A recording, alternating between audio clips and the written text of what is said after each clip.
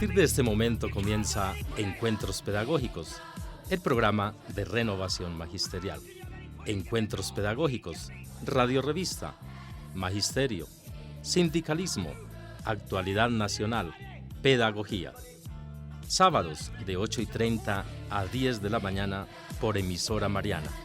Bienvenidos.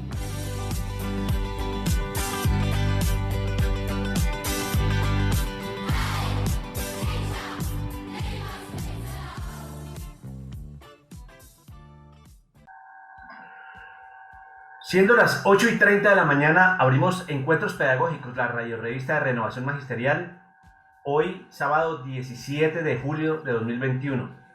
Saludamos al Magisterio, muy buenos días a mis colegas en todas las partes de esta ciudad y del país, y también por fuera del país, porque nos ven desde diferentes partes del mundo. Hoy nos acompañan Andrés Ballén en la conducción del programa, Oscar Carvajal en lengua de señas. Y recuerden que nos pueden sintonizar cada sábado en los 1400 AM de emisora Mariana, en el Facebook Live de Renovación Magisterial y de emisora Mariana también. Nos pueden visitar en nuestra página www.renovacionmagisterial.org. Allí encontrarán siempre los audios y los documentos citados en nuestras entrevistas y las noticias de la actualidad del sector docente y de los trabajadores. En aparatos móviles nos pueden sintonizar en TuneIn, frecuencia 1400 AM de emisora Mariana. Nos pueden seguir también en Twitter, en Encuentros Pedac, terminados en G, o Renovación Mag. Bienvenidos y bienvenidas. Vamos a iniciar de una vez con un tema muy importante. Ustedes saben que nuestra programación es muy variada y hoy vamos a tener encuentro con el magisterio y con el derecho, vamos a tener nuestro acostumbrado encuentro con el movimiento obrero, la música, el CANAPRO, formación docente, informe distrital, y hoy especialmente pues vamos a iniciar con la nota del director. Entonces vamos a darle paso a nuestro compañero Jairo Castro Ballesteros, que nos dirige este espacio radial y virtual, y además pues cada sábado viene con una interesantísima nota. Entonces adelante, Jairo. Muy buenos días al magisterio y a la comunidad educativa que nos siguen por Facebook Live de Renovación Magisterial Encuentros Pedagógicos y nos escuchan por los 1400 de la emisora Mariana. También un saludo a todos los amigos que nos siguen en el exterior por el Facebook Live de Encuentros Pedagógicos. Hoy la nota del director se intitula Entre la mentira y la condena a muerte por decreto o por vías de hecho. La vocería de las altas esferas que gobiernan ciudades y el Estado, al parecer están acostumbradas a la muerte, a condenar a los pobres e inocentes víctimas del flagelo de la pobreza a morir en cualquier condición humillante por decreto o por orden a los verdugos de ejecutarla. Es degradante ver los tumultos de padres de familia alrededor de las puertas de los colegios esperando a los niños salir del colegio para llevarlos a casa. Los padres y madres de familia, por lo menos el 70% no está vacunado. Para esta población de madres y padres de familia entre 20 y 35 años aún no hay vacunación. No tienen cómo más sustentarse que ir a trabajar porque el gobierno no quiso promulgar una renta básica. Para ir a trabajar deben subir al transporte público, donde no se respeta ninguna medida de bioseguridad frente a la pandemia. El ejemplo de incoherencia del transporte público lo da el Transmilenio. Filas y tumultos en estaciones y los vagones del bus repleto y sin ventilación. El decreto de regreso al colegio es una imposición al riesgo de infección de los estamentos de la comunidad escolar. La norma dice que todos los profesores estén o no vacunados por voluntad propia o que tengan comorbilidades deben volver al colegio so pena de ser sometidos a un proceso disciplinario. Cambió las medidas de bioseguridad del retorno al colegio. Por ejemplo, pasó de 2 metros de seguridad a 1 metro de distancia en los colegios donde hay ventanas que tienen escasamente esa medida.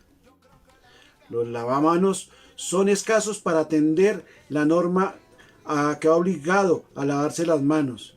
La norma obliga a la presencia de los profesores en los colegios donde no hay la más mínima asepsia de los espacios académicos y mucho menos en los espacios son suficientes para recibir un número de estudiantes que no corra riesgo de contagio en el colegio. Es decir, una condena a una posible contaminación y riesgo de muerte. Se pide que la reforma tributaria sea proyectada para ayudar a la gente empobrecida por falta de trabajo y agudizada por la pandemia. Al parecer, esa plática no es para los ciudadanos de este país que viven en la extrema pobreza.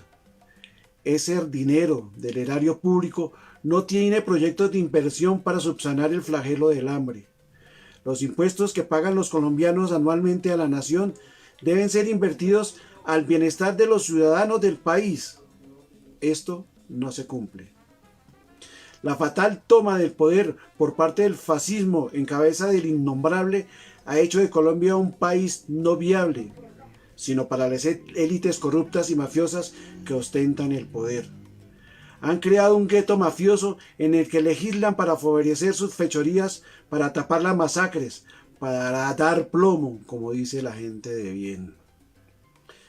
Pero haya proteste por estas arbitrariedades del gobierno, pida una renta básica en las calles, en vez de que se la lleve la corrupción, salga a defender el derecho a la salud, a ser atendidos en clínicas y hospitales, pida una educación gratuita y de calidad para los estudiantes que no tienen recursos económicos para estudiar. Aquí la cosa cambia. Ya no es el decreto que condena a morir.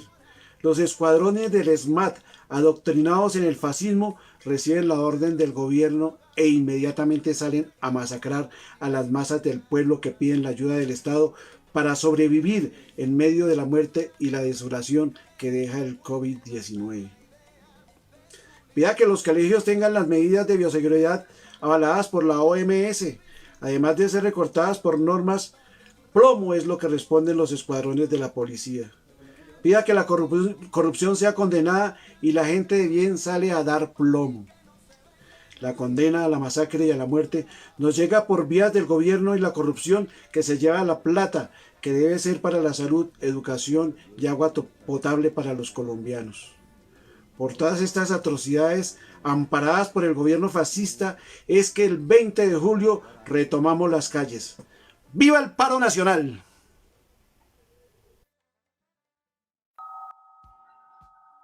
Bueno, muchas gracias a Jairo Castro por la nota editorial de este programa. Muy importante la información y muy interesante el análisis.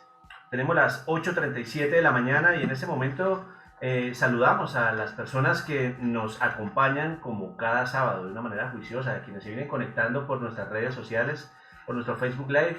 Un saludo para Angélica Rodríguez, para Claudia Patricia Galeano, nuestra compañera querida, Carolina Álvarez, que menciona que en el colegio de sus hijos no hicieron nada para arreglarlo. Entonces pues sería muy bueno saber de qué colegio se trata.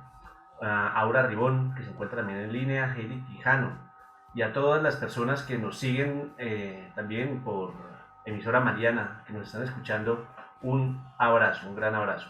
Bien, continuamos con nuestra programación, 8:38 de la mañana, y nos vamos a ir en este momento al encuentro con el derecho y el magisterio.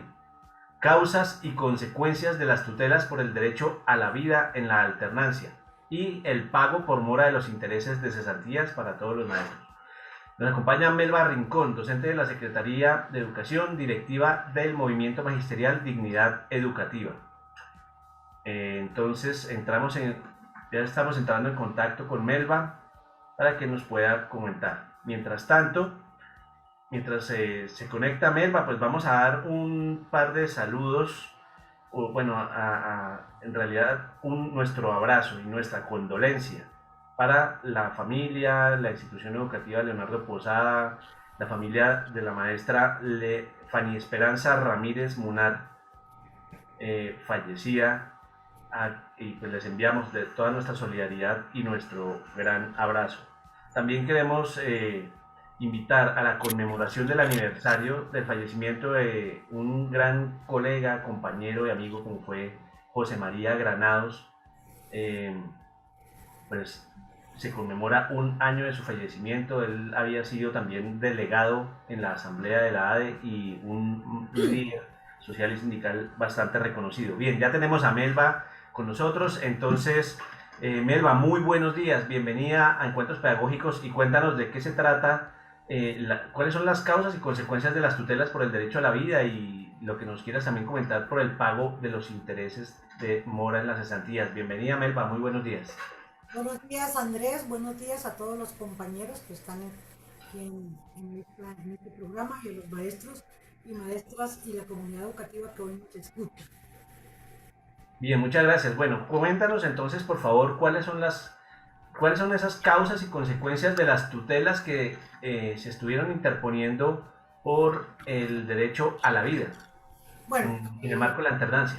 Hay varias tutelas que han sido interpuestas por el sindicato de Santander, el CES, por la comunidad de Cúcuta, por Cauca, Meta, creo, y Huila. Entonces estas tutelas ha habido un punto común y es la defensa de la vida, la salud, el derecho a un trabajo digno, porque se está trabajando por la salud de la comunidad y del trabajo de los docentes, trabajo digno. Esos son como los derechos fundamentales que se están tutelando, pero todas las respuestas que han habido de los juzgados ha sido en unos ordenar medidas cautelares, de suspender la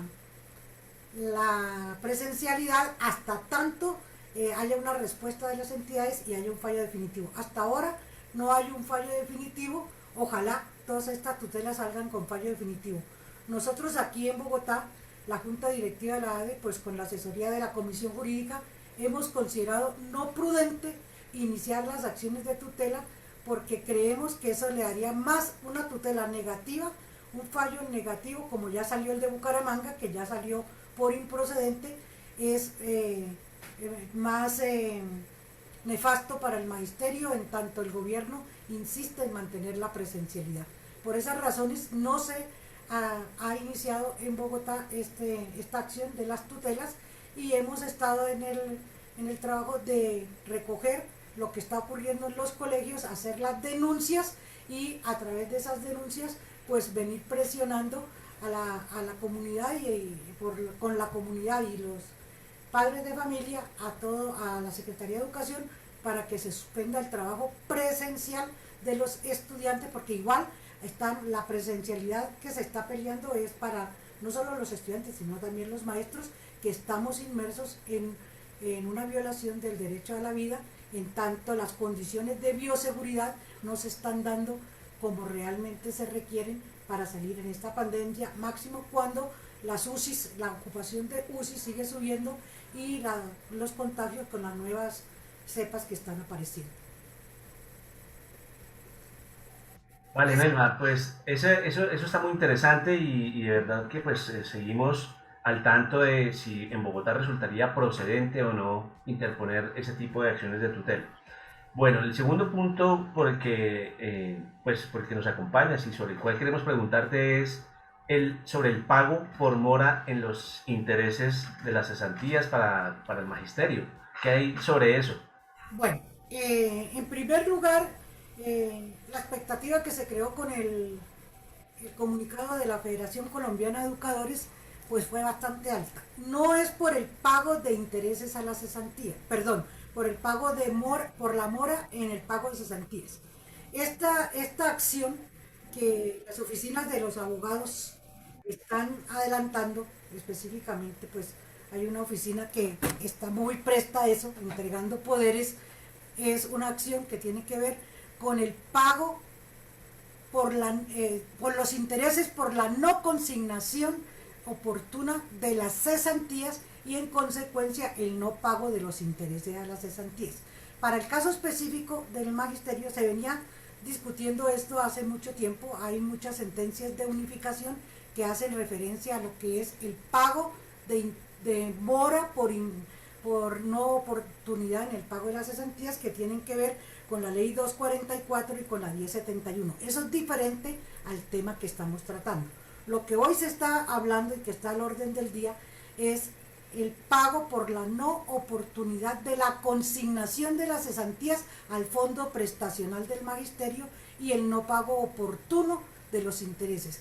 Eso se hace referencia con relación a la Ley 50 del 90, que es el Código Sustantivo de Trabajo, que venía en una discusión en los estrados judiciales, porque la fiduciaria dice que a nosotros no se nos aplica el Código Sustantivo de Trabajo para algunas cosas, pero para otras sí. Y ya hay varias sentencias de unificación que dicen que sí, que los maestros, los docentes, tenemos derecho al pago de los intereses oportunamente. ¿Cuál es la fecha del pago de los intereses oportunamente? En el caso de la norma general es 31 de enero de cada año, porque la liquidación de las cesantías anualizadas, para aquellos que tienen cesantías anualizadas, que son los docentes nacionales y los vinculados después del 90, debe ser a 31 de diciembre, la liquidación, y los intereses deben pagarse de acuerdo a la norma general a 31 de enero. ¿Qué ocurre con nosotros? Tenemos el acuerdo 039 del 98 del Consejo Directivo, que estableció, yo digo que extralimitándose en funciones, el Consejo, porque ya fue en el 98, estableció que el pago de los intereses del magisterio era en el mes de marzo. No digo si el primero, si el segundo o si el último día de marzo. Y entonces, bajo esa perspectiva, se vienen cancelando los intereses al finalizar marzo 31, y de acuerdo a las inconsistencias que tengan, entonces se presentan 3 nóminas, una en marzo, una en junio y otra en septiembre, porque las inconsistencias las deben resolver las entidades territoriales certificadas, que son las que tienen que liquidar las cesantías y pasarlas. El Fondo Prestacional, la fiduciaria, ha venido haciendo oportunamente el llamado a las entidades para que hagan la consignación, porque las cesantías se deben consignar a 15 de febrero, la liquidación a 31 de diciembre de cada año, la consignación a 15 de febrero, sea fondo privado o sea fondo público, ¿cierto? Deben consignarse a 15 de febrero en el fondo del magisterio, y el pago de los intereses tiene que ser a 31 de enero. Pero en el caso nosotros, vuelvo y repito, por el acuerdo 039 del 98, se hace a 31 de marzo, y consecuencialmente con todo lo que trae el acuerdo, que es que las entidades mandan la nómina, que si hay inconsistencias en la fiduciaria las devuelve, y de acuerdo a las inconsistencias se establecen otras 2 nóminas, que es una en junio y otra en septiembre. Esas son pagos tardíos. Entonces, con relación a eso, los abogados de estas oficinas están pues buscando poderes, a veces poderes en blanco, para que los maestros entren en eso. Por eso se elaboró el derecho de petición, para hacer la reclamación directamente cada maestro. ¿Cuáles son la prescripción frente a eso también, ¿no? Porque no era la fecha del 15 de julio como decían las oficinas, porque la prescripción es trienal. Entonces, si vamos a reclamar el pago tardío de los intereses del año 2018, que se pagaron en el 19, entonces la prescripción sería en el 2021, la del 2019 sería en el 2022, y así sucesivamente.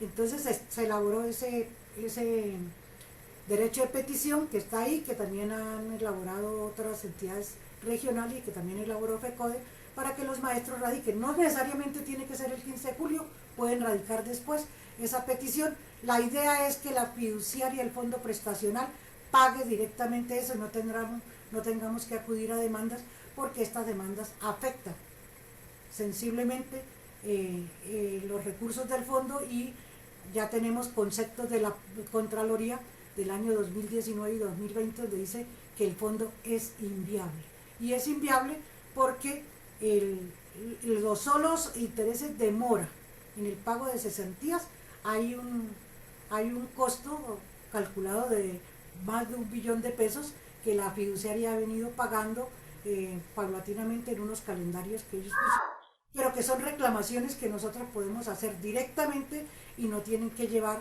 a que acudamos a las oficinas de abogados, que sí se aprovechan de los recursos del fondo para acabar con nuestro fondo de prestaciones.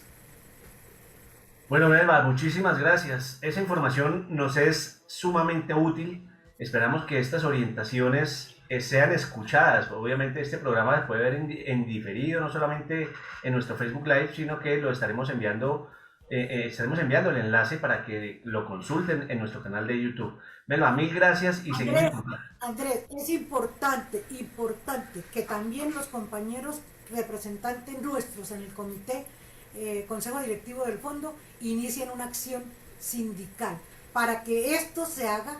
Primero hay que hacer una modificación al acuerdo 39, ¿sí? Al acuerdo 39 del 98, porque ese es el que está generando todas esas cosas. Y segundo, evitarnos todos estos negociados que hay desde las oficinas de abogados y en principio que la fiduciaria y la previsora asuma oportunamente el pago de nuestras prestaciones sociales en cumplimiento de la normatividad que existe ahí y que es vigente. Listo, Gracias. Melba, muchísimas gracias. Muy Bueno, buen día y saludos a todos. estarás invitadísima para continuar desarrollando este tema. Buen día y gracias. Gracias. Bien, continuamos. 8:50 de la mañana. Encuentros pedagógicos, la radio revista. Venimos entonces ahora con nuestra sección Encuentro con el movimiento obrero. En esta sección nos acompaña Fabio Arias Giraldo, fiscal de la CUT Nacional. Fabio, buenos días, bienvenido a Encuentros Pedagógicos. Andrés, buenos días para usted y todas las personas, especialmente los maestros y las maestras que en este momento están conectados con Encuentros Pedagógicos. Un saludo para todas y todos. Bien, muchas gracias por acompañarnos. Y la pregunta central de esta mañana es, ¿por qué el próximo 20 de julio debemos salir todos y todas a las calles? Bueno, el Comité Nacional de Paro hizo un ajuste táctico en el paro nacional y parte de ese ajuste táctico en el paro nacional va encaminado a que todas las peticiones que el gobierno no quiso negociar con el Comité Nacional de Paro, que por el contrario hicimos un preacuerdo del cual definitivamente no quiso firmarlo, por orden expresa del señor del Ubérrimo, el señor Álvaro Uribe Vélez, que es quien realmente gobierna. Entonces, como el gobierno no quiso negociar ninguno de esos puntos y se echó para atrás en el preacuerdo, nosotros dijimos, hombre, démosle un cambio a esto, reagrupemos nuestras fuerzas y convirtamos cada uno de los puntos de las exigencias al gobierno en materia de garantías a la protesta y los 6 puntos del pliego de emergencia en sendos proyectos de ley que presentaríamos el 20 de julio. Bueno, ya estamos terminando la tarea de convertir todas estas peticiones y exigencias en proyectos de ley y los vamos a presentar el próximo 20 de julio. Y para eso, la manera que obviamente hemos aprendido y que nos ha enseñado este paro nacional es que la mejor forma de presentar las peticiones y las exigencias es con la movilización social.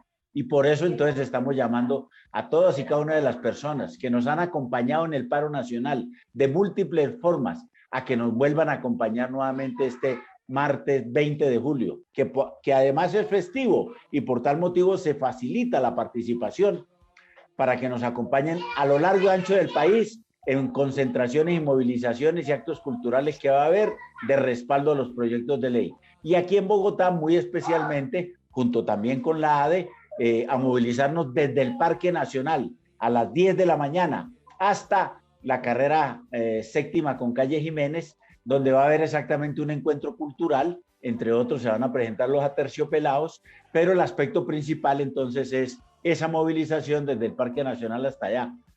Desafortunadamente no nos autorizaron la Plaza de Bolívar para poner la tarima y toda esta cuestión. Bueno, dicen ellos que por problema del COVID, pero no, entendemos que es perfectamente por querer quitarle importancia y minimizar la actividad de la protesta social. Por esa circunstancia, los invitamos a todas y a todos a que nos acompañen el próximo martes 20 de julio en un nuevo grito, un grito de llamar exactamente la atención para que las autoridades, en esta oportunidad el Congreso de la República, atiendan las exigencias y las peticiones de la población. Bien, Fabio, muchas gracias. Esa invitación pues es importante que acatemos el llamado de nuestras centrales obreras.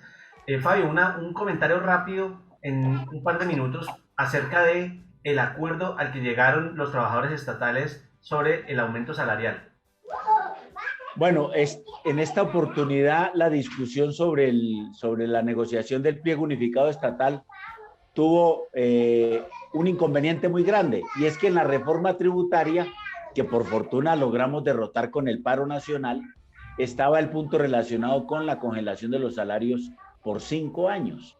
Aquí la austeridad del Estado se mide no en compras de helicópteros, compras de aviones, compras de carros blindados y una cantidad de cosas absolutamente suntuarias, sino en ver cómo le quitan los ingresos a los trabajadores, cosa además perjudicial para la reactivación económica. Y entonces nos sentamos a la mesa con ese punto por parte del gobierno, que volvió a reeditar el señor Álvaro Uribe Vélez y el Centro Democrático, exigiéndole al gobierno de que este tema del congelamiento salarial se introduzca nuevamente dentro de la reforma tributaria. Bueno, amanecerá y veremos. Pero lo cierto y lo concreto es que antes de que eso suceda, porque empieza el 20 de julio, ya logramos hacer un acuerdo con el gobierno nacional en el cual hay unos aumentos salariales, por lo menos iguales a los de los 2 años anteriores. Y digamos que en eso mantenemos por lo menos de que el gobierno no nos esté quitando. Y el aumento salarial para los 2 años va a ser 2,64, como fue exactamente en los 2 años anteriores, distribuidos este año en un punto adicional al IPC para ser reconocido a partir del 1 de enero de este año, o sea, hay retroactividad. Y el próximo año, el IPC de este año más 1,64. Creemos nosotros que de esa manera, pues por lo menos derrotamos esa política de congelar los salarios, y segundo, mantenemos por lo menos las condiciones en las cuales hemos negociado anteriormente. Creo que es una buena noticia. Obviamente no cumple todas las expectativas que nosotros quisiéramos, pero esta es una lucha política muy fuerte con este gobierno que no quiere ni dialogar ni negociar con las amplias masas y las amplias sectores ciudadanos, pero que para los estatales por lo menos hay una salida positiva al respecto. Es eso. Bueno, Fabio, mil gracias por la invitación del 20 a la actividad del 20 y por esta aclaración acerca del incremento salarial para los estatales. Buen día, Fabio. Buen día para todas y todos. Muy amable a Encuentros Pedagógicos y a usted, Andrés. Buen día. Gracias. Bueno, continuamos con nuestra programación en Encuentros Pedagógicos. Y pues antes de continuar con lo que tenemos para la siguiente sección, quiero continuar saludando a nuestra audiencia, particularmente a quienes nos escriben, nos saludan a través del Facebook Live. Un saludo muy especial a Marta Liliana Puentes, también que nos acompaña cada sábado, José Ángel Beltrán, Eduardo Clavijo, a Gema Dart, Cecilia Salazar Garzón, un abrazo, Ceci, Hamilton Palacios, Jane Rojas, María Eugenia Suárez, Aimita Salazar, también todo nuestro cariño, nuestro abrazo gigante, Nora Poveda, desde Atlántico, y Oscar Hernández. Y por supuesto, aquí por lo interno también a la maestra Astrid de Rojas, nuestro gran abrazo y nuestro afecto. Bueno, vamos a continuar, a continuación, vamos al encuentro con Canapro, Solidaridad que hace vida. Nos acompaña Alonso Camacho, jefe de crédito, para que nos comente muy especialmente qué nos tiene Canapro para esta semana y toda la actualidad de crédito y de otro tipo de actividades. Alonso, muy buenos días y bienvenido a Encuentros Pedagógicos. Muy buenos días, Andrés, igualmente a todo el equipo de trabajo de Encuentros Pedagógicos. En primer lugar, informarles que el día de hoy hay atención telefónica para créditos hasta la 1 de la tarde, pues comunicándose con el 348-0564, extensión 7010. Igualmente hay atención presencial de cajas.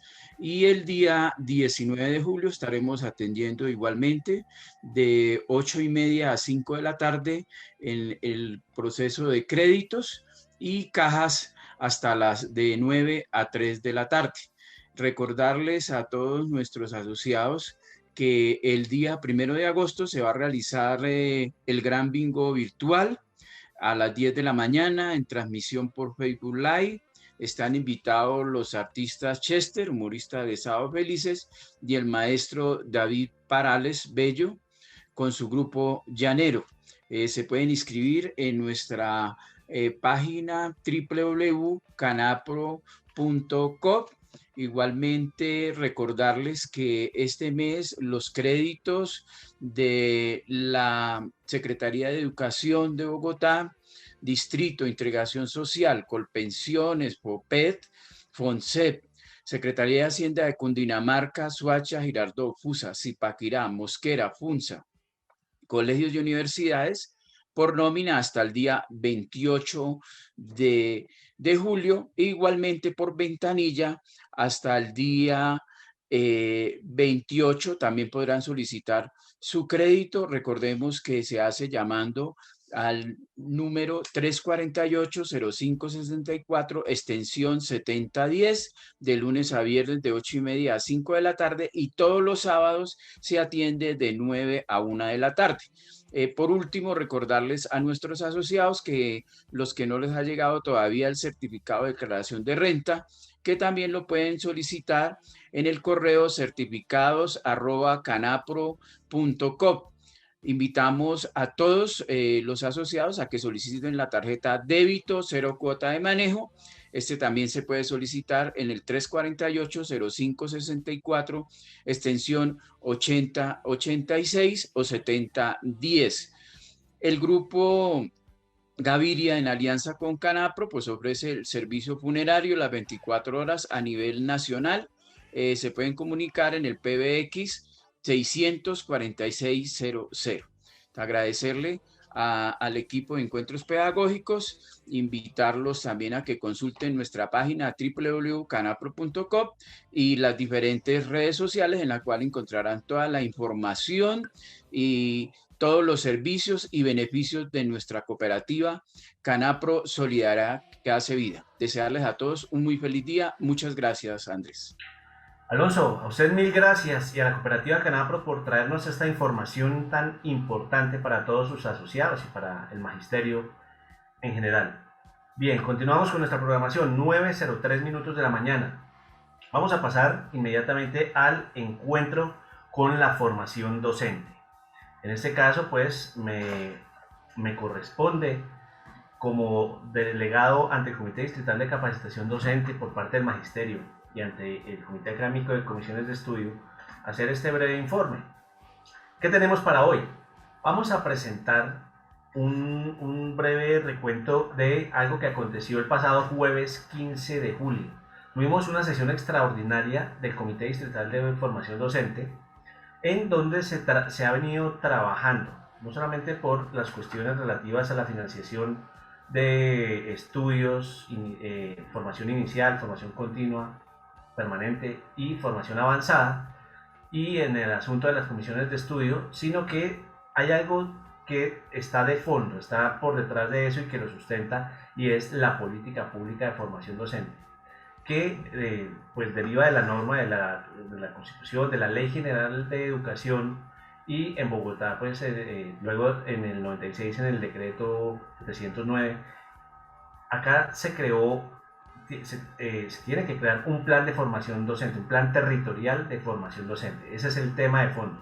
Esa es la política pública que le da vida a todo lo que son los programas de financiación para estudios, al reconocimiento, al trabajo para maestros y maestras que tienen colectivos de investigación, de innovación, redes, nodos, y que hacen una serie de aportes a la pedagogía a partir de la construcción de conocimiento. Y también el asunto del apoyo a las comisiones de estudio, a la creación de comunidad académica, es un tema muy, muy importante. Entonces se presentó, como decía, en sesión extraordinaria el pasado jueves, este plan territorial de formación docente, pues recoge lo que ha sido la historicidad del movimiento pedagógico y todo el acumulado de aportes que hemos hecho los maestros y maestras en Colombia a la sociedad desde los 70s, cuando el primer estatuto docente de 1979 retoma todos los aportes del movimiento pedagógico y ese dilema entre capacitación como un hecho aislado y el asunto de la formación docente para pensar luego un sistema articulado de formación docente. Por supuesto tiene unos, lo que llaman un horizonte de sentido, que son como las líneas gruesas en términos conceptuales, y se habla pues de formación situada, de la cuestión docente, el desarrollo de capacidades para los maestros, las comunidades de saber pedagógico, un sistema flexible, integrador de formación, y tiene unas líneas estratégicas muy interesantes, que son la formación en contexto de ciudad, que son, tienen que ver con la innovación y la transformación pedagógica, una tercera línea que es el reconocimiento del saber pedagógico y la labor docente, la cuarta sería inclusión y diálogo intergeneracional, y la quinta, formación docente en el contexto de ciudad-región. ¿Por qué es importante que los maestros participemos? Esto se ha hecho con la participación de los maestros, claro, en la representación que hacemos acá, allá, pues como delegados del magisterio y de los maestros en servicio activo, y también han estado delegados de los nodos, redes, colectivos de maestros. Y es importante porque pues nosotros somos personas, no solamente somos servidores públicos, sino somos ciudadanos que tenemos el derecho de participar en esas políticas públicas. Partimos de que una política pública para los maestros y maestras de la ciudad de Bogotá no puede hacerse sin la participación de sus protagonistas, del magisterio. Nosotros tenemos mucho que aportar, mucho que enseñar para la construcción de esas políticas, y siempre hemos sido relegados, siempre hemos estado en segundo plano en esa construcción de políticas públicas en educación, y este es un gran momento para algo que definitivamente es importante, que es un derecho además, como la cualificación y la formación docente. Nosotros coincidimos, como esto no es nuevo, esto no acaba de salir. Nosotros hemos aportado, desde el 2004 se vienen dando esas discusiones, cuando los compañeros destacados como Miguel Pardo, como Andrés Cubides, que vinieron dando esa gran discusión, ese gran debate por la formación docente, y lo posicionaron, y se han logrado cosas. En materia de formación, por ejemplo, pues se ha logrado una inversión progresiva, ¿sí? Y eso ha sido una ganancia de nuestra asociación sindical, nuestra organización sindical gremial, como es la ADE. También coincidimos, por ejemplo, y hemos venido trabajando en que la formación sea vista desde el enfoque de derecho, como un derecho y no como un incentivo. Una política de estímulos y incentivos para los maestros que hacen innovación e investigación en el aula, eso también está quedando plasmado en este documento. El asunto de la conformación de las comunidades académicas, que aquí pues se habla desde comunidades de saber pedagógico, pero hacer comunidad académica para nosotros siempre ha sido muy importante, y el asunto del fomento de la investigación y la innovación educativa. En esos puntos nos encontramos. Entonces, ese es un tema que se sigue construyendo, estamos en ello y les invitamos a que nos acompañen. Es muy importante que contemos con la participación y el acompañamiento de cada maestro y maestra de Bogotá, porque en primera instancia entrarían a hacer un ejercicio de control ciudadano, de veedurías, y habríamos que de partir de varias preguntas, como por ejemplo, ¿se está desarrollando lo que se plantea en ese documento? ¿Se cuenta con una base presupuestal para el desarrollo de lo propuesto? ¿Lo que se está ofreciendo cuenta con unos niveles satisfactorios de calidad? ¿Es pertinente? ¿Es aceptable? Todas esas preguntas tenemos que entrar a revisarlas. Entonces, nuestra invitación para seguir construyendo en ese sentido. Entonces, dejo hasta acá este breve informe de formación docente para darle paso a nuestra siguiente sección. Tenemos en este momento, vamos a pasar al informe distrital y de salud. Para esta sección, en este momento nos van a acompañar Alba Marina Sierra, integrante de la Junta Directiva de la ADE, secretaria de Asuntos Jurídicos, y Andrés Cubides Rodríguez, también de la Junta Directiva de la ADE, secretario de Asuntos de Seguridad Social y de Salud. Y para ambos, pues, el asunto, vamos a trabajar alrededor de cómo va el pulso en Bogotá con el retorno a clases. ¿Qué se debe hacer en caso de un COVID positivo en los colegios? ¿A quién se reporta? ¿Cuál es el proceso? ¿Cuáles son las medidas que se deben tomar en esas instituciones?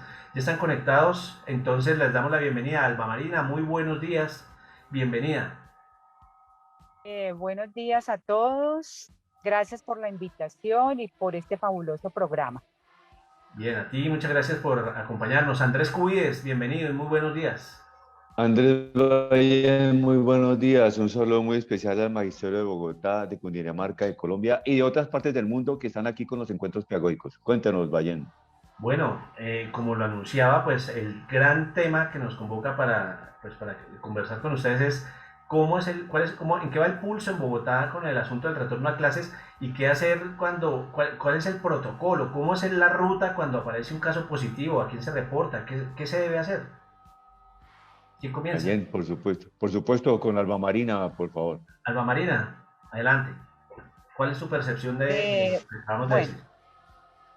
Muchas gracias. Yo primero quiero hacer un análisis y una reflexión a toda la comunidad educativa sobre lo que ha sido estos 15 meses de lucha permanente desde la ADE para hacerle comprender a esta administración durante estos meses de la importancia del derecho constitucional a la vida.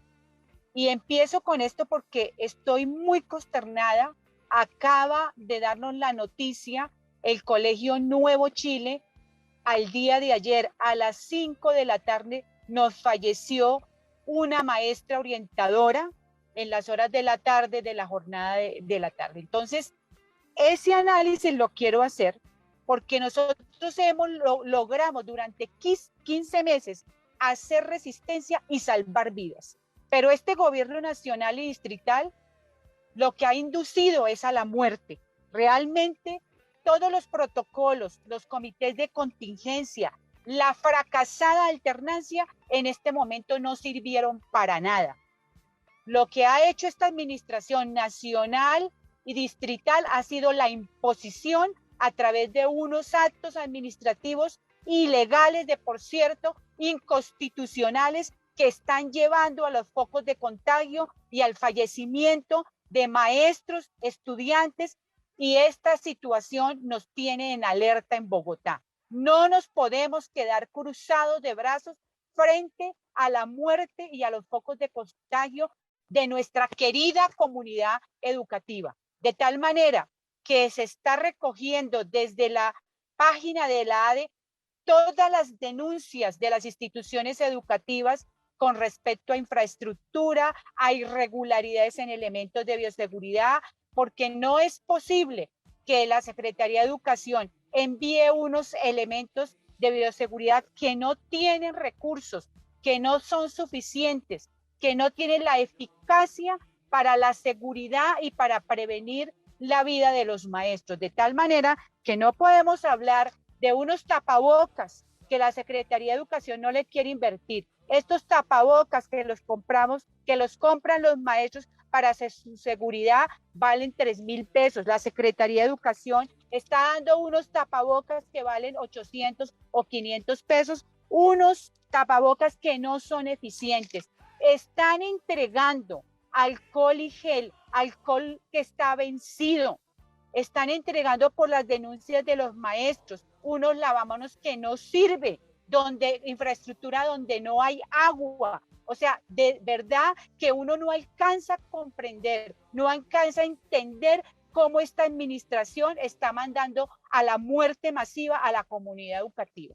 Entonces, queremos primero que todo dejar ese precedente y en segundo llamar a la alerta a la comunidad educativa. Necesitamos todas las denuncias, videos, fotografías, porque esto debe ir a los controles, a las entidades de control. Y así la Procuraduría esté de acuerdo con la presencialidad, nosotros tenemos que sentar precedente frente a las demás entidades, como es el Ministerio de Salud, la Secretaría de Salud, la Secretaría de Educación Distrital, el Ministerio de Educación, la Personería, la Procuraduría y la Contraloría, que no han sido capaces de garantizar unos elementos mínimos para poder regresar en seguridad la comunidad educativa. Entonces, quería hacer primero énfasis en esa situación. Ya el tema de la ruta que se está trazando es precisamente la resistencia que nosotros como ADE hemos venido haciendo. Yo creo que se debe tomar una decisión en las instituciones educativas de suspender la presencialidad en estas condiciones tan complicadas y tan difíciles, donde ya tenemos focos de contagio y sobre todo maestros fallecidos. Sí, Andrés Ballén, la descripción que Bien. acaba de hacer, la descripción que Ajá, acaba de Alba hacer Alba Marina. Marina. Sí, sí, sí, gracias Alba Marina, muy, muy amable. Y pues de verdad que lamentamos mucho el fallecimiento de esta maestra que nos refieres del Colegio Nuevo Chile. Toda nuestra solidaridad y nuestro abrazo a esta comunidad educativa. Andrés Cubides, entonces, No, partiendo de lo que señalaba Alba Marina, ¿qué hay que hacer? ¿Cuál es esa ruta y qué otros aspectos hay que analizarle a esto, Andrés? no, Andrés Ballén, mire, yo lo que quiero precisar, porque es que Alba Marina hace una exposición muy amplia y ajustada a la realidad. Yo lo que quiero señalar es que la presencialidad en el magisterio, voy a referirme al sector magisterio, está bajo la coacción, bajo la amenaza, bajo los disciplinarios, bajo toda la presión administrativa, bajo los descuentos. Es decir, los maestros hoy están asistiendo a los colegios bajo el temor de la prepotencia y el desprecio de la vida que tiene la administración de Bogotá y obviamente la administración nacional. Eh, la situación en los colegios está muy delicada porque es que resulta que los colegios no son islas con respecto a la situación del contagio en Bogotá. Cuando uno mira la normatividad, tanto la circular 11 como la resolución 777 desconocieron los protocolos y descargaron toda la responsabilidad en las personas porque la redujeron simplemente al autocuidado, al lavado de las manos, al distanciamiento y al uso de gel. Eso debía de hacerse tal como lo recomienda la comunidad médica, que son con los aislamientos de las comunidades sectorizados, además de la implementación de verdaderas políticas para ubicar los contagios que son con la pruebas PCR en la cantidad que se merece el país y por supuesto la implementación más rápida y oportuna del programa de vacunación. Mientras eso no se dé, el contagio sigue permanente y en las instituciones educativas, entonces ya como lo acaba de explicar la compañera Alba Marina, se comienzan a presentar este tipo de, de efectos letales. La muerte de una maestra es tan solo un indicio. Por esa razón, la ADE está recogiendo la información precisa de en qué colegios se presentan los contagios, porque es que resulta que esta información la tiene muy guardada la Secretaría de Educación y por supuesto también la Secretaría de Salud, porque son informaciones sectorizadas. ¿Qué podemos nosotros decir a esto? Que cuando se presenten ya los contagios, porque los maestros están en la presencialidad, quien debe actuar de manera inmediata son los docentes, para poner en conocimiento de los gobiernos escolares. Seguimos recomendando lo que hemos hecho durante estos 15 meses de pandemia, y es que la acción más recomendada es la de los gobiernos escolares por intermedio de los consejos directivos, el consejo de maestros, los consejos de padres, los consejos estudiantiles, que son válidos por la ley que le otorga la 115 de 1994. Cuando se encuentren casos, entonces la norma está diciendo que hay que oficiar al superior inmediato, pues toca en este instante oficiar con documento escrito a las respectivas rectorías y uno lee los documentos y dicen que se alertarán los sistemas de emergencia, pero es que uno no los ve por ningún lado, no están descritos en la ley y además están hablando del sistema de burbujas. Es decir, como curso por curso, el curso se considera una burbuja y en ese caso cuando se encuentra un contagiado en un curso de esos, entonces se aísla la burbuja para no aislar a toda la institución educativa. Pero lo cierto es que el contagio no tiene control. Entonces hay que tener mucho cuidado en esto y además recomendamos a los gobiernos escolares revisar de manera permanente las estadísticas, aunque sabemos que tienen unas fallas porque la información no está llegando al momento, entonces los datos que allí se encuentran no están actualizados.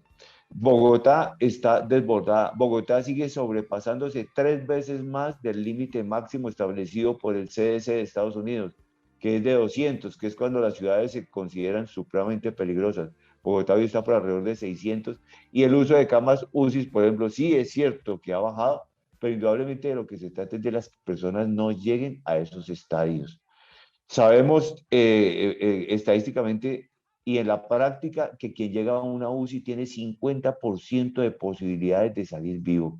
Por esa razón, se deben implementar con mayor efectividad todas las medidas por el gobierno nacional y por el gobierno distrital y por las secretarías de salud y por supuesto de nuestra IPS Servisalud, que tienen que seguir aplicando las vacunas con el ritmo acelerado, pero también aquí aclaramos que dependen absolutamente de la Secretaría de Salud. Igualmente, que el sistema de salud de nuestra IPS se active de manera inmediata en el momento en que es reportado un posible caso de COVID, porque es que en la práctica estamos encontrando de que es muy lenta, y si no es lenta, entonces es nula para que la atención primaria, la teleconsulta con los médicos y por supuesto ese proceso posterior también se ve completamente afectado, porque si ese contacto inicial no es efectivo, entonces el procedimiento para aplicar las pruebas PCR o la de antígenos y los medicamentos y el seguimiento al paciente en su confinamiento, entonces también se nos vuelve nula, y eso es un martirio y un riesgo para la vida. Entonces nosotros seguimos insistiendo en que son los gobiernos escolares los que tienen que reaccionar en las instituciones educativas. Eso está permitido por la ley. Lo que pasa es que la normatividad expedida quiere ocultar ese procedimiento legal para tratar de aislar a las instituciones educativas en esto de la reacción de las comunidades educativas frente al contagio.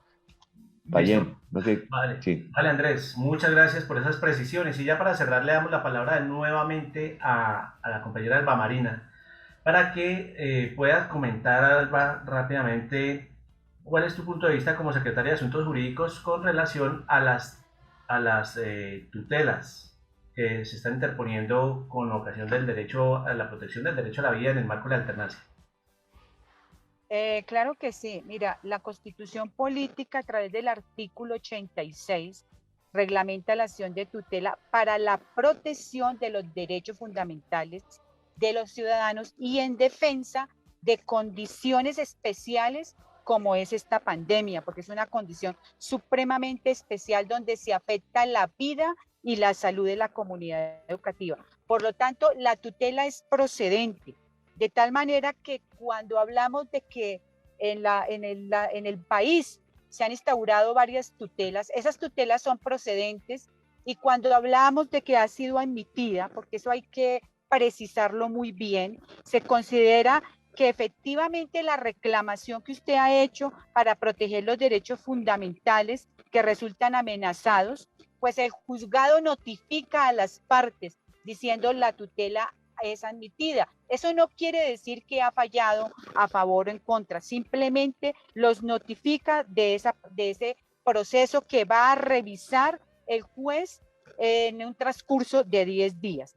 Después de expedir el fallo, ya de fondo, con relación a todas las pretensiones, peticiones, los derechos fundamentales invocados por ser vulnerados, esta pues se niega o no, y viene entonces la impugnación y el tema ya de ordenar prácticas, solicitar prácticas de pruebas.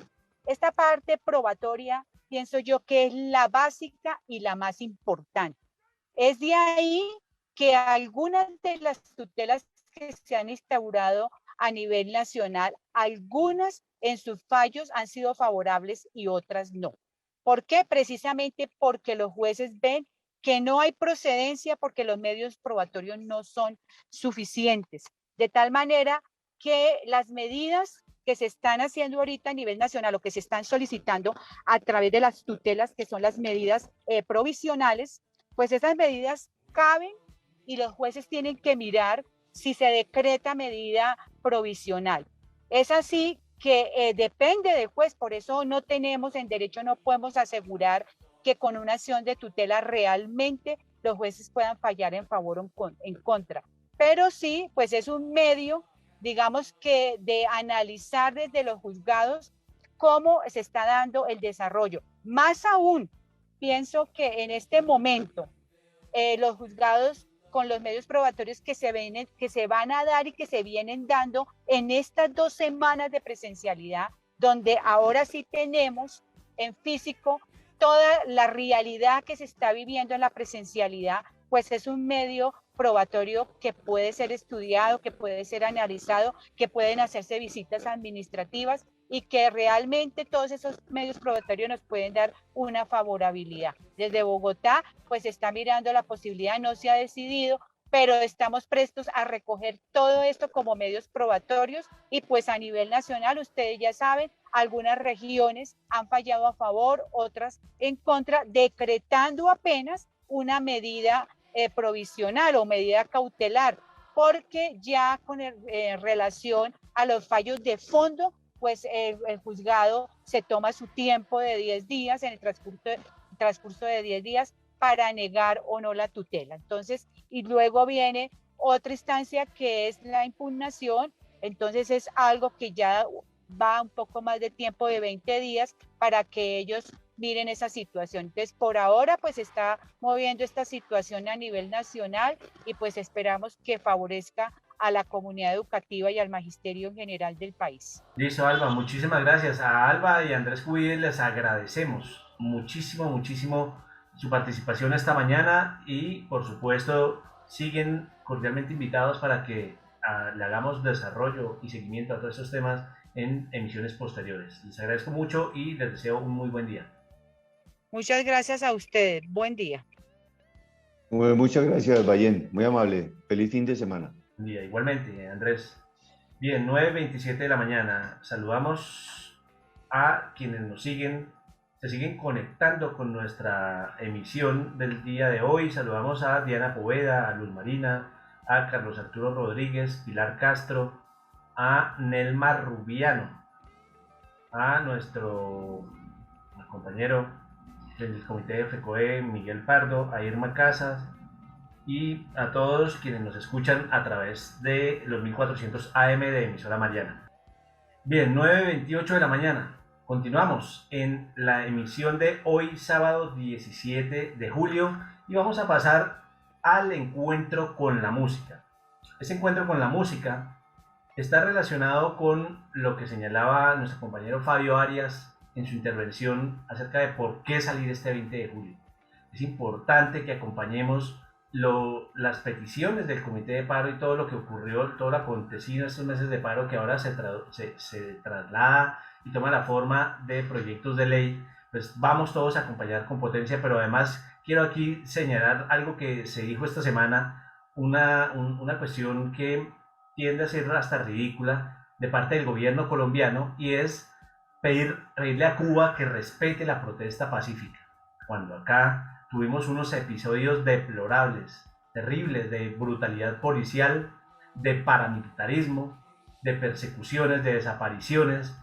Entonces aquí no tiene ninguna autoridad moral el gobierno para pedirle a otro país que respete la protesta. Empecemos arreglando las cosas en casa, respeten la protesta de la población en Colombia. Vamos a escuchar La Casa, con Z, La Casa de Nariño, de la banda Alcoholíricos. Entonces, mientras me habilita la posibilidad de compartir pantalla, vamos a pensar en que este próximo martes 20 de julio nos encontremos desde las 10, salgamos a las 10 de la mañana del Parque Nacional hacia la Jiménez con Séptima, como ya invitaba Fabio Arias de la CUT, a donde se presentarán unas manifestaciones culturales muy importantes. Bien, entonces ahora sí escuchemos La Casa de Nariño del grupo Alcoholíricos.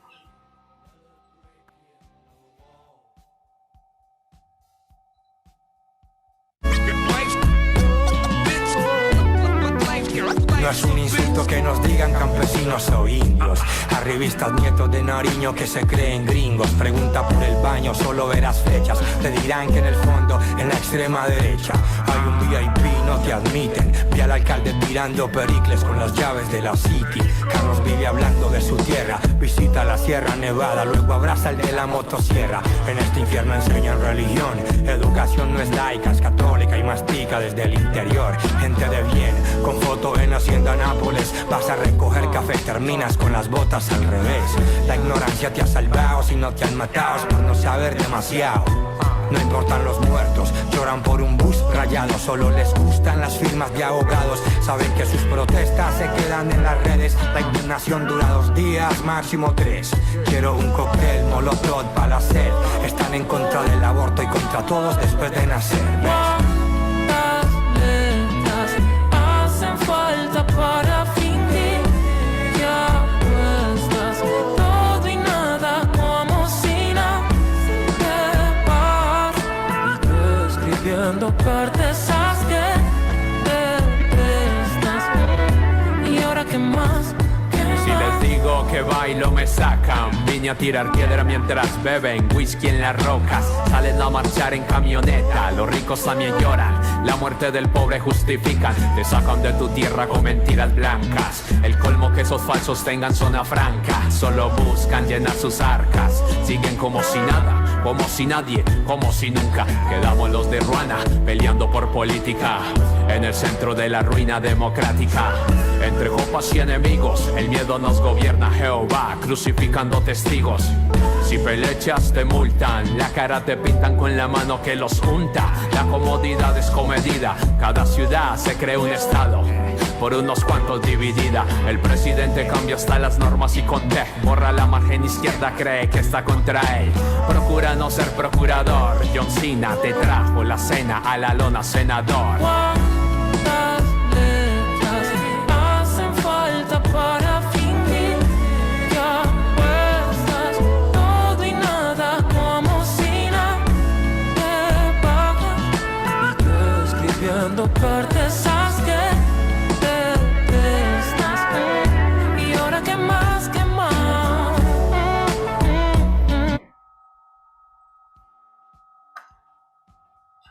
Bien, repetimos entonces la invitación. Próximo martes 20 de julio, Parque Nacional, 10 de la mañana. Nos vemos todos y todas para continuar porque el paro no para. 9:33 de la mañana. Nos vamos enseguida a nuestro informe nacional. Encuentro con el magisterio y la comunidad educativa.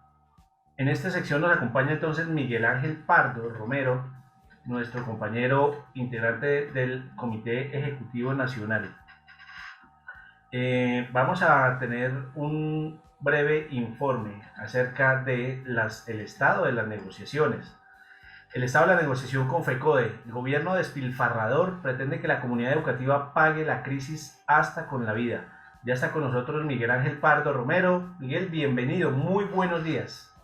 Bueno, Andrés, un saludo fraternal, vital, pedagógico a ti, a Oscar, nuestro intérprete en lengua de señas, a todo el magisterio de la comunidad educativa que nos escucha a esta hora del día y aquí, por supuesto, a disposición. Bueno, Andrés, en primer lugar, antes abrazar a nuestro compañero Héctor Emilio Rodríguez, que el próximo 20 de julio está de cumpleaños. Un hombre que ha sido ejemplo para este equipo y para el magisterio bogotano y de muchas partes del país, dado que él también estuvo en el Valle y en Cundinamarca. Bueno, voy a tratar 3 puntos para nosotros clave. El primero es el tema del retorno a la presencialidad. El segundo, el tema pues de en qué están el resto de los asuntos. Y el tercero, el tema de la directiva 17, que es para nosotros ha tenido un propósito revanchista. Bueno, nosotros hemos señalado que el pliego de peticiones, y en este caso la negociación colectiva, para nosotros es muy importante porque nuestro pliego de peticiones es una síntesis de política educativa pública, tanto educativa como social. Y aquí este ha sido el aspecto, en este punto y en esta negociación, el tema de la vida ha sido lo central. Entonces, como ya la vez pasada expresamos nuestros puntos de vista sobre la importancia del acuerdo firmado el 8 de julio del año pasado frente al tema del retorno a la presencialidad, pues quiero insistir en lo siguiente. Creo que queda absolutamente claro que ese retorno a la presencialidad, pues, de las escuelas, presionado indebidamente por parte del gobierno, presionando indebidamente a la comunidad educativa con lo de la bolsa o la vida o la pérdida del derecho a la educación y a la salud, pues confirmó nuestras advertencias sobre el ejercicio de la necropolítica por parte del régimen, la complicidad de la gran prensa y de contratistas que todavía posan de académicos y que han quedado al descubierto. Creo que aquí es el momento de señalar con contundencia que esa alternancia educativa que hasta el momento se trató de implementar fracasó porque fue sin recursos previos, porque no atendió a la comunidad científica, a los conceptos de la comunidad científica y de salud y todo lo que hemos manifestado. Hoy la contradicción es por parte del gobierno es que todos los colegios pueden entrar, hayan o no condiciones. Y nosotros hemos planteado que solamente habrá presencialidad donde haya las condiciones. Así como nosotros logramos al impedir la alternancia educativa, salvaguardar la vida de 19 millones de colombianos y colombianas que habitan alrededor de la escuela, ahora el acuerdo firmado entre FECODE y el gobierno del pasado 8 de julio, pues tiene el propósito de limitar la presencialidad allí donde haya condiciones. Y creo que esto es supremamente clave porque entonces entra a actuar el gobierno escolar, porque el gobierno escolar queda facultado para exigir, si no se cumple el protocolo, que se suspenda la presencialidad, si no se cumplen las condiciones de bioseguridad, si no se cumple con los conceptos de la comunidad científica, que se suspenda la presencialidad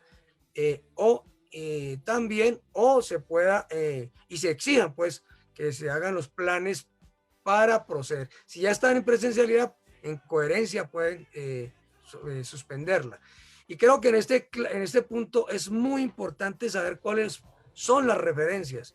En cada departamento se han entregado unos protocolos por parte del gobierno departamental, pero a nivel general es muy importante observar que el acuerdo insiste en que deben cumplirse los criterios de positividad que ya los hemos explicado permanentemente, el criterio de la ocupación de camas UCI, que el metro de distancia tenga los dos requisitos, la renovación permanente del aire y adicionalmente la calidad de los tapabocas y el esquema completo de vacunación. Esos puntos son cardinales, tienen porcentajes establecidos a nivel de la normatividad y a nivel de la comunidad científica, y adicionalmente los observatorios, tanto regionales como en el caso de Bogotá, como a nivel nacional del Instituto Nacional de Salud, están permanentemente publicando estos protocolos. Y el otro, insistir en el papel decisivo de los padres y madres de familia, que ha sido rescatado su derecho de proteger la vida de sus hijos, no enviándolos a los colegios si observan que no se cumplen con las condiciones, sin que funcionario alguno, que esto es absurdo, tiene que ser denunciado, lo trate de presionar, que si no va, le quita el derecho a la educación. Esto ya queda absolutamente claro en el acuerdo. El padre de familia no tiene que presentar ninguna excusa de salud. Y creo que esto es clave entonces, que nos pongamos, insistimos en eso. Y que los gobiernos escolares, además de notificar al secretario de Educación, si hay que hacer un choque de trenes, que se haga. Porque el gobierno escolar tiene el deber de decir aquí no hay condiciones, primero por la vida y segundo para no exponerse a ningún tipo de acciones legales, y que las copias las haga llegar, en este caso la ADE, porque va a haber mesa de seguimiento constituida por la ADE, padres y madres de familia, rectores y directores rurales, y a nivel nacional lo mismo. Entonces creo que clave, y tenemos hoy esta batalla por limitar la presencialidad donde haya condiciones. En segundo lugar, ¿qué tiempo me queda, Andrés, por favor?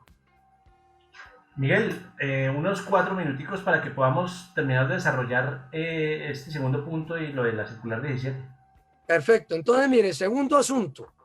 El gobierno nacional en la mesa de negociación ahora quiere que todo lo que es pilfarrao en materia de recursos públicos, todo el asalto que ha asumido frente a los recursos públicos y adicionalmente todo lo que le ha entregado de recursos públicos a la banca, ahora lo paguemos en la negociación. Entonces el gobierno ha venido argumentando que no puede haber cursos de 8.000, el curso de los docentes, el curso de formación para los 8.000 docentes, para los ascensos, por dos razones: porque no hay recursos, en primer lugar, y en segundo lugar, porque pretesta que hay un fallo del Consejo de Estado, que fue en respuesta a una acción de Asoinca, en la cual dice que el derecho ya no existe. Entonces, digamos que hay un pulso. Y en el otro asunto, en el caso de la bonificación pedagógica, que también lo ganamos, que tiene que ajustarse del 15% al 19% para este año, también trae el mismo argumento. Entonces nosotros le hemos dicho que nosotros no tenemos por qué pagar la crisis, nos referimos a los maestros y a la población en general. Es decir, este gobierno le iba a entregar 1.38 billones de pesos a Bianca en plena pandemia, monto superior al 1.1 billón de pesos que aumentó el Sistema Nacional de Participación entre el 2020 y el 2021. 9.000 millones de pesos para 23 camionetas blindadas en el gobierno de Duque en plena pandemia. Y los 14 billones de pesos que le iban a entregar a 24 billones de combate que el paro, por supuesto, evitó. Entonces no puede argumentar esto y en ese pulso estamos. Pero aún así logramos un segundo acuerdo, ¿sí? Y el segundo acuerdo tiene que ver fundamentalmente con señalar que se logró la proporcionalidad de la prima de vacaciones. Desde el año 97 estamos luchando para que el gobierno reconozca que no puede ser que por un día no laborado se pierda toda la prima. Esto por fin se logra. En lo fundamental, salvaguardar, no logramos todo lo que queríamos, y en ese sentido la proporcional es muy importante para todos los maestros y también sobre todo para los maestros provisionales que pues pueden ingresar más tarde, pero o pueden irse antes, no queremos que se vayan, por supuesto, o los que estén en licencia no remunerada, en el caso de los maestros de propiedad, etcétera, en la cual se les paga proporcionalmente. Miguel, un minutico. Se pierde toda. Y tercero, en este momento vamos a entrar en unos minutos a una reunión con el gobierno nacional para el tema de la directiva 17, que hemos caracterizado que esta directiva 17 tiene un ánimo revanchista, porque nosotros participamos en el paro y derrotamos al gobierno en el paro, y ahora entonces quiere desalentar a los maestros y maestras. Entonces le hemos dicho que debe modificarse la directiva 17 y que debe ser sobre la base de que sean las entidades territoriales, con base en los gobiernos escolares, que son los que conocen la particularidad de los colegios, y hagan los ajustes curriculares, los que deben determinar, por supuesto, cómo debe ser la nivelación de contenidos y currículos. Esta es la precisión que nosotros estamos y la pelea que estamos haciendo en este momento con el gobierno, y entramos pues a ese proceso de discusión precisamente en una comisión FECO de gobierno que se reunirá en 2 minutos. Compañeros Bien. Y compañeras, estar atentos a todas las comunicaciones institucionales y nos vemos el 20 de julio. Listo, muchas gracias Miguel por ese completo informe. Claro que sí, el 20 de julio nos vemos y pues estaremos atentos al resultado de esta reunión ahora con el gobierno y en general a que todos los puntos que se han comentado en este informe pues nos sean provechosos y todo se haga bien. Mil gracias, Miguel. Buen día. Buen día. Bueno, 9:45. Vamos a pasar a nuestro acostumbrado rincón de Apolonia. En esta mañana nos acompaña nuevamente nuestra compañera Sonia Liliana Vivas con este espacio que ustedes conocen relativo a los temas de mujer y género. Adelante, Sonia.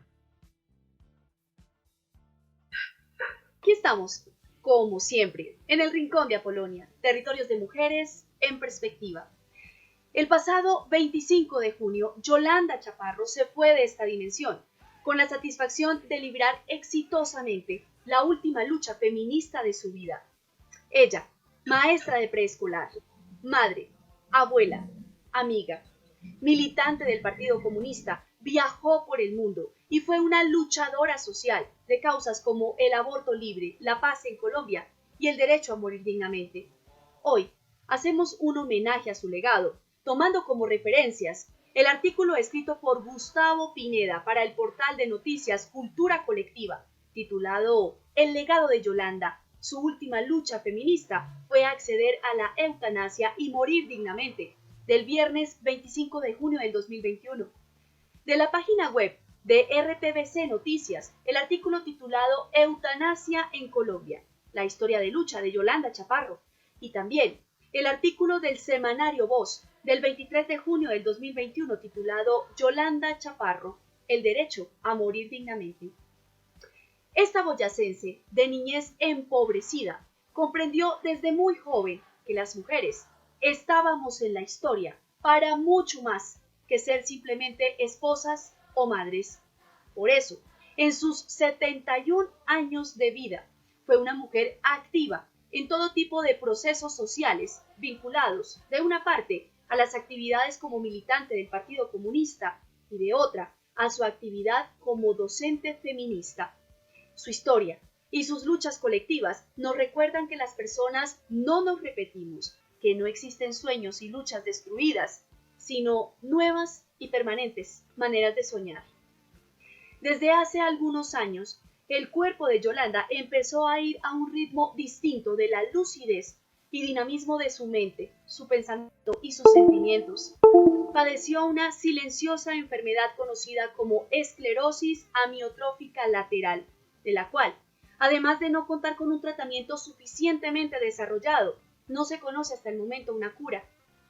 Ese fue el motivo por el cual Yolanda Chaparro inició su última lucha: decidir la fecha en la que quería morir, evitando el padecimiento degenerativo propio de esta enfermedad. Pero en un país como este, esa decisión implicó un largo proceso legal. En 2015, la eutanasia fue despenalizada en Colombia, teniendo en cuenta varias cláusulas para acceder a este procedimiento. Primero, tener diagnóstico de una enfermedad incurable. Segundo, tener una calidad de vida comprometida por el avance de la enfermedad. Tercero, cada paciente debe dar su consentimiento libre, informado, expreso y reiterado. Después de 13 meses de lucha legal y médica para conseguir la eutanasia, Yolanda Chaparro se fue. Cuando la proximidad de la muerte es inminente, el sentido de la vida se exalta. Ella nos deja su historia de vida y de ella frases como las siguientes: vivir es volar, vivir es caminar, vivir es crear, vivir es un compromiso con los sueños que una se ha forjado en la vida. Debemos tener autonomía para morir sin estar sometidas a la tortura de esta o de cualquier enfermedad. Me voy feliz, porque justo en estos tiempos hay mucha gente en este país que sigue luchando de pie y no creo que todo esté perdido. Lo que yo tengo ya es un lastre, ya no es vida, pero lo es para quienes me siguen. Soy Sonia Liliana Vivas Piñeros y este, El Rincón de Apolonia.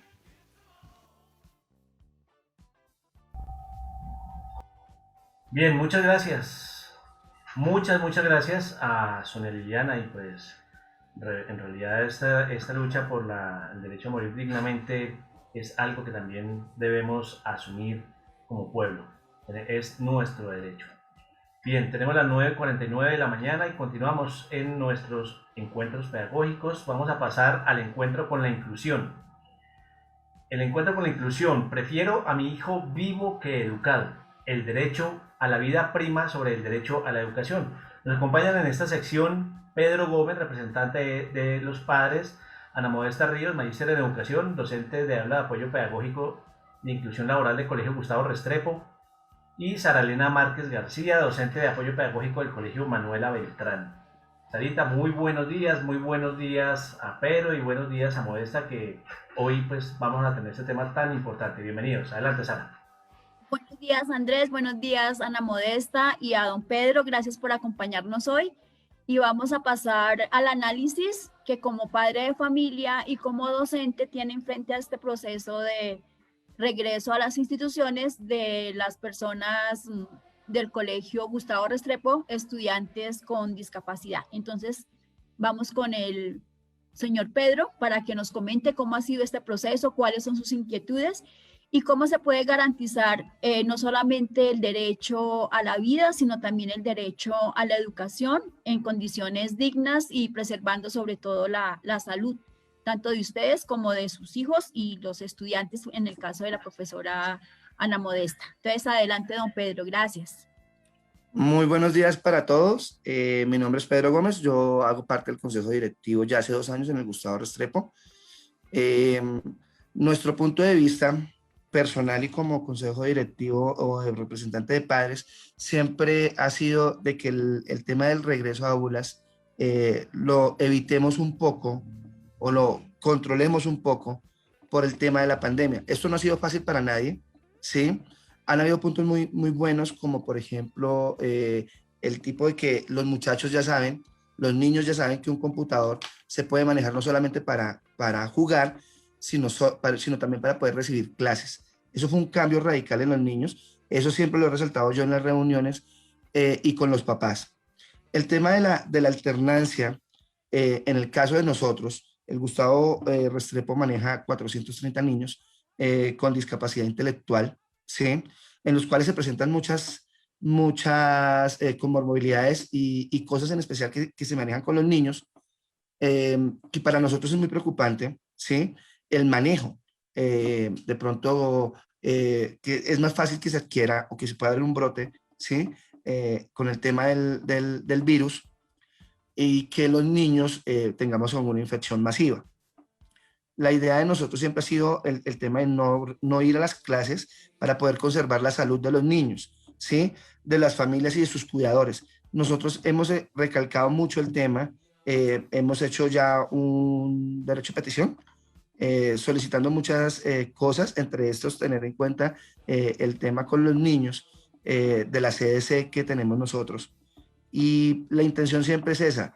El gobierno ha mostrado un desinterés muy grande con el tema de los niños y el regreso a clases por medio de esto, de lo que está pasando. Entramos de vacaciones y de un momento a otro nos dijeron, todos vamos a ingresar al colegio, ¿sí? La intención es que el gobierno quiere que nosotros ingresemos, pero no tenemos nosotros como esa confianza o no tenemos por parte del gobierno no tenemos el tema de que ellos se quieran comprometer. O sea, no hay un compromiso adquirido por el gobierno para el bienestar de los niños. Cuando se dice que prefiero a mi niño sano que educado, es eso. Nosotros queremos que los niños estén bien, ¿sí? Y que nosotros no tengamos la inseguridad.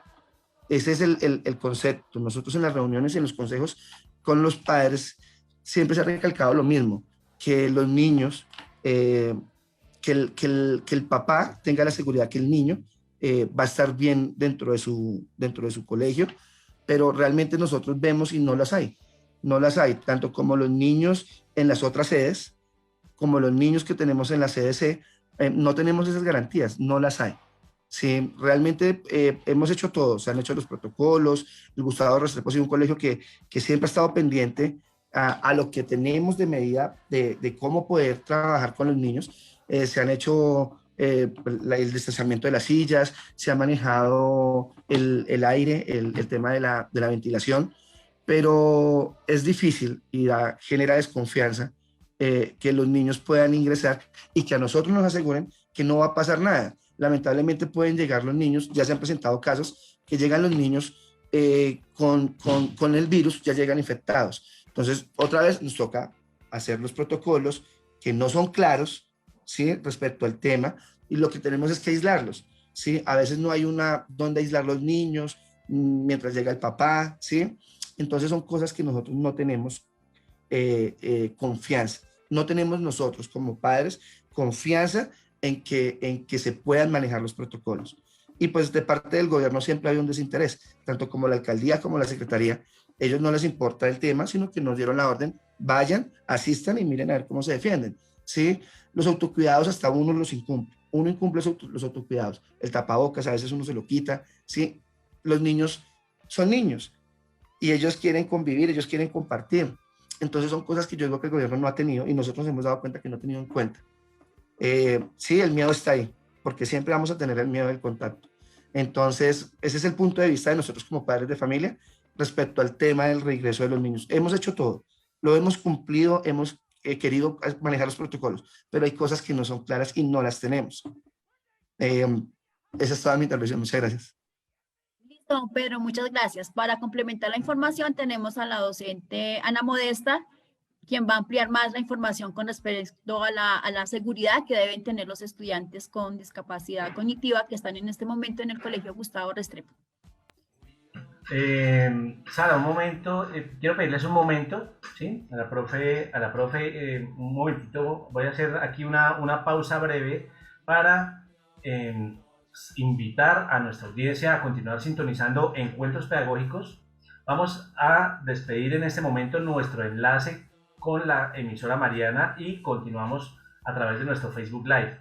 Le agradezco muchísimo a nuestra Control Master Linda Artunduaga por su generosidad con el manejo del tiempo y a la emisora Mariana, que cada sábado transmite a través de su frecuencia el contenido de nuestra radio revista. Entonces, para nuestra audiencia a través de emisora Mariana, un abrazo gigante y agradecemos muchísimo de verdad este gran trabajo que hacemos conjuntamente con la emisora. Entonces despedimos nuestro enlace, muy buen día para toda la audiencia radial y continuamos a través de nuestro Facebook Live. Ahora sí, adelante, profe. Bueno, buenos días a todos. Sí, la verdad es que no ha sido sencillo el tema del retorno de nuestros estudiantes con discapacidad intelectual. Como les decía don Pedro, nosotros tenemos una sede que es la sede del Gustavo Restrepo, donde están 430 estudiantes con discapacidad intelectual. Hasta el momento llevamos 7 días de clase. De los 7 días de clase tenemos 2 casos confirmados de COVID y un caso que se reportó, pues aún no han salido las pruebas, lo cual nos preocupa porque efectivamente lo que nosotros vemos como maestros es todo lo que habíamos anticipado. A los chicos les cuesta trabajo adherirse a los protocolos, les cuesta trabajo seguir con las instrucciones, aún no están adaptados todos los espacios, aún tenemos, pues se han hecho algunos avances por parte del colegio, pero por ejemplo todavía no tenemos los lavamanos para que al ingreso del colegio los chicos se puedan lavar las manos. No contamos con una asistencia, digamos, significativa porque ustedes saben que nuestros estudiantes, la mayoría se desplaza a través del transporte escolar que brinda la Secretaría de Educación y aún no tenemos ese transporte. Entonces en promedio, digamos que están asistiendo, del grupo del que más están asistiendo 4, pero tenemos alrededor de unos 6 grupos donde no ha asistido ninguno de nuestros estudiantes. Entonces las profesoras están dictando clases o haciendo clases desde la virtualidad en el colegio, pero virtuales, y otras pues entonces tienen que hacer las clases tanto virtuales como las clases presenciales, y el colegio pues no cuenta como con las herramientas tecnológicas para que las profesoras puedan hacer este trabajo, de manera que ellas han tenido que brindar su internet, compartir desde sus datos personales, porque el colegio no tiene wifi. Bueno, tenemos una serie de dificultades que digamos que son dificultades técnicas, pero que sí nos hacen difícil el retorno de los estudiantes, pero sobre todo nos preocupa eso, la condición de salud de nuestros estudiantes. Nosotros hicimos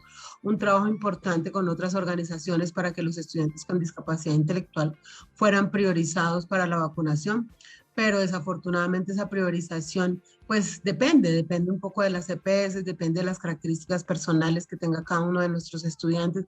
Entonces hay unos estudiantes que no han podido recibir la vacuna porque tienen varias comorbilidades, entonces eso hace que el retorno no haya sido como nosotros lo esperábamos. Está siendo un proceso que nos está costando tanto a padres de familia como a estudiantes y profesores, nos está costando emocionalmente, nos está costando físicamente. Ya tenemos 2 profesoras en la jornada de la mañana que todavía permanecen en casa por condiciones de salud relacionadas con COVID. Entonces, creo que el proceso no ha sido sencillo y sí nos está costando, nos está costando sobre todo emocionalmente a todos. Bueno, y ahí quisiera agregar además, Sara, que estamos esperando que desde Secretaría de Educación nos den los lineamientos para el retorno de la población con discapacidad intelectual, teniendo en cuenta sobre todo las aulas de apoyo pedagógico, porque Bogotá tiene 12 aulas de apoyo pedagógico que solamente existen en Bogotá, no existen en el resto del país, pero son 12 aulas de apoyo pedagógico donde todos los estudiantes tienen discapacidad intelectual. Entonces, estamos esperando que desde Secretaría de Educación se generen esos lineamientos, teniendo en cuenta que efectivamente todos los estudiantes tienen discapacidad intelectual. Precisamente esa era la conclusión, Ana Modesta. Te iba a preguntar acerca de estos lineamientos que desde el semestre pasado la Dirección de Inclusión se comprometió a entregarlos precisamente por todas estas variables que tenemos en la atención educativa de la población con discapacidad. Hay muchas discapacidades y muchos apoyos que también se requieren, que aún no se tienen claros. Digamos que no solamente auxiliares de enfermería, sino también se necesitan auxiliares de servicios generales o que asistan también a estos estudiantes, en el sentido de que muchos no pueden manejar bien el tapabocas o no tienen muy bien el proceso de alimentación o de desplazamiento digamos, hasta el uso del baño, o el simple hecho de lavarse las manos requiere también de otros apoyos que en este momento tampoco están claros por parte de la Secretaría de Educación. Entonces la invitación sí es a que sigamos como reportando todas estas situaciones que se están presentando, con el fin de mirar cuáles son las condiciones de seguridad y cómo se garantiza no solamente el derecho a la vida, sino también el derecho a la educación en condiciones dignas para todos y todas. Entonces, vamos a continuar con este tema y muchas gracias a don Pedro y a Ana Modesta por participar en este espacio y hacer públicas estas situaciones que se presentan para la población con discapacidad. Muchas gracias. Muchas gracias a ustedes por invitarnos. Bien, muchas gracias al señor Gómez, a la maestra Ana y a ti, Sarita, por presentar este panorama de lo que acontece en medio de esta alternancia y este retorno improvisado a las aulas. Mil gracias, Sarita, que tengas un muy buen día. Gracias, hasta luego. Bueno, muy bien, queremos entonces ya para finalizar nuestra emisión del día de hoy saludar al maestro Luis Armando Sanabria, Laura Gallego, a Diana Poveda, Edgar Murcia y a todos quienes se conectaron, la maestra de Nuevo Emita, Irma Casas, Astrid de Rojas. Un abrazo inmenso y pues terminamos esta emisión. Les agradecemos a todos ustedes por su sintonía, a todo el equipo de Renovación Magisterial en Colombia, a la emisora Mariana, al director Jairo Castro Ballesteros, a Sergio Camilo Castro en la producción en lengua de señas, a Oscar Carvajal. Mil gracias por ese excelente trabajo, Oscar. Y recuerden, todos los sábados continuamos en su compañía de 8:30 a 10 de la mañana. Les habló Andrés Valle Rojas en la conducción. Un abrazo y un excelente fin de semana. Hasta luego. Renovación Magisterial presentó Encuentros Pedagógicos. Los esperamos el próximo sábado a las 8:30 de la mañana a través de emisora Mariana 1400 AM. Gracias por acompañarnos.